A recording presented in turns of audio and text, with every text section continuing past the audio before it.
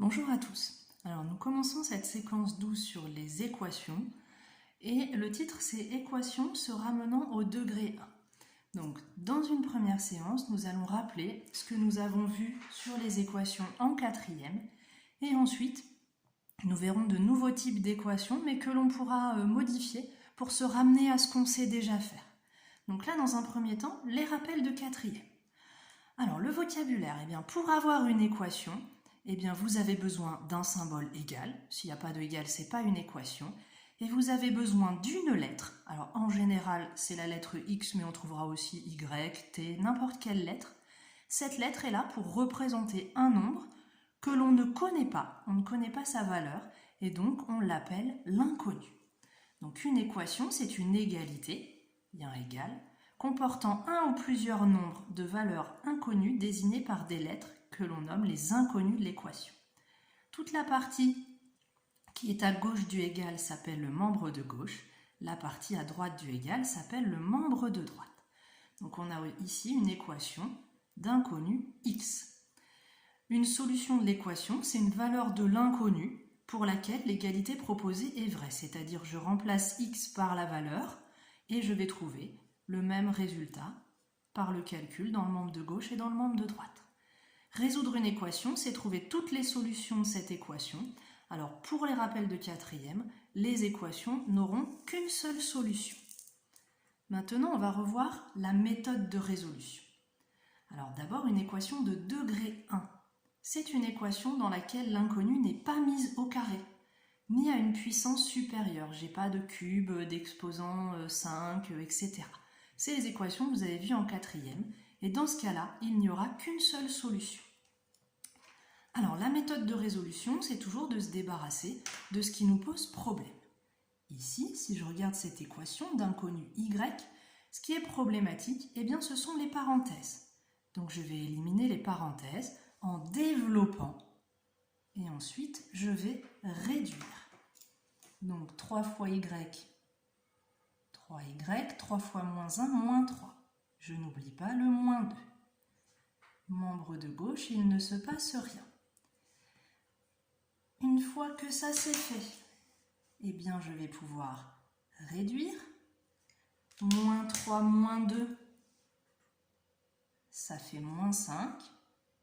Et pour le reste, il ne se passe rien. Voilà, je n'ai pas commencé à résoudre. J'ai d'abord simplifié l'écriture de mon équation. Ensuite, je vais éliminer le terme avec un x dans le membre de droite. Ici, ce n'est pas un x, c'est un y. Je vais donc éliminer le 3y en faisant moins 3y de chaque côté. Alors, à droite, il me reste moins 5. 5y moins 3y, il m'en reste 2. Et le plus 1 ne bouge pas. Ensuite, je vais éliminer le terme sans x, en l'occurrence sans y, dans le membre de gauche.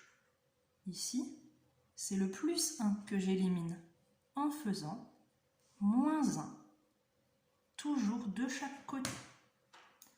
À gauche, il me reste 2y, moins 5, moins 1, moins 6.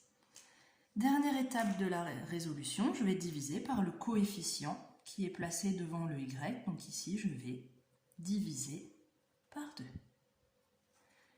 Je me retrouve avec y égale moins 6 divisé par 2, moins 3. La solution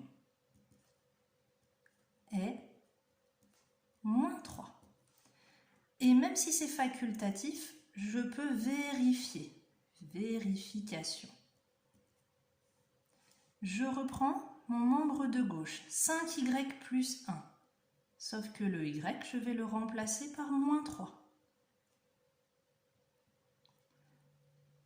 5 fois moins 3, moins 15, plus 1, moins 14. Je fais la même chose avec le membre de droite.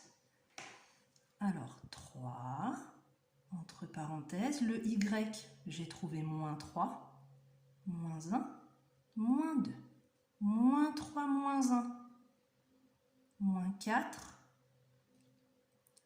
3 fois moins 4, moins 12, et moins 12 moins 2, moins 14. Je trouve bien le même résultat pour le membre de gauche et pour le membre de droite. Mon égalité est bien vérifiée. J'ai vérifié que moins 3 était bien solution de l'équation.